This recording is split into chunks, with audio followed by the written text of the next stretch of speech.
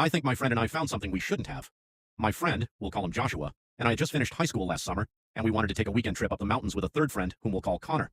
We planned to go to Idlewild, California, and since we were fresh out of high school, we couldn't afford the best Airbnb and had to settle for a smaller cabin that had one bed and one bath, like 220 square feet.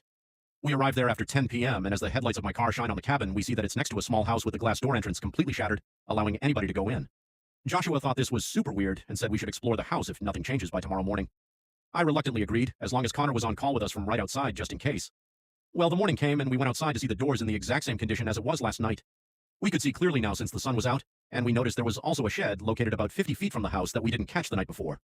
We checked there first, but it was completely locked on all sides, and the inside just wasn't visible at all. Connor was still asleep, so Joshua and I decided to go in on our own.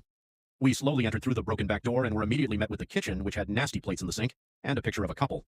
There were other kitchen things as well, of course, but nothing crazy that I remember. The food on the plates was moldy, and all the food in the fridge had expired for at least a year. It was hard to tell if anyone had even been living here. We moved on to the living room, which had a chair that was reclined and a coffee table with a singular coffee mug on it. There was a TV, another couch, and lots of pictures. We were interested at first with the pictures. Most of them were of one couple, but some of them were of seemingly unrelated people. And while everything in the house seemed like it belonged to an elderly person, all the pictures were of a young couple. I mean, for crying out loud, what young couple still reads the newspaper with their coffee, which had been drunk by somebody since the mug was empty, but it still had those brown stains from the remaining bits of coffee? It was at this point that I'd whispered to Joshua that if there's someone living here that we'd get arrested, but he insisted that we keep looking and say that we weren't sure if it was part of the Airbnb. We were then led to the only hallway this house had, which had two doors. One on the left led to a bedroom and was cracked open, while the one directly across from the hallway entrance was closed and blocked by tons of cardboard boxes. Joshua peeked his eye into the bedroom in case someone was there, but nope.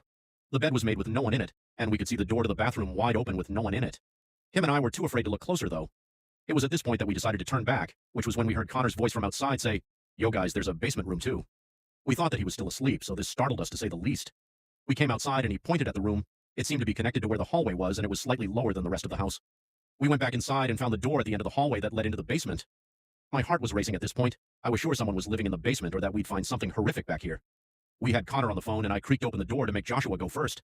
I followed right after, and we found an old carpet on the floor, another made bed with no one in it, and a tiny bathroom with a sink and shower. That's all I remember about it anyway.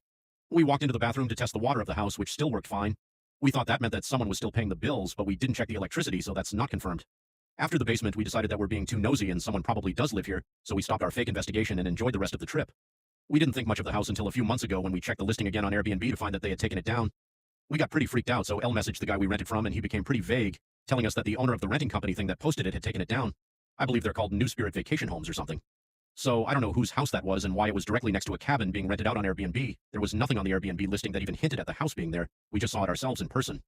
I have photo evidence of us being there. Maybe the house is in the background if y'all would like more details about this.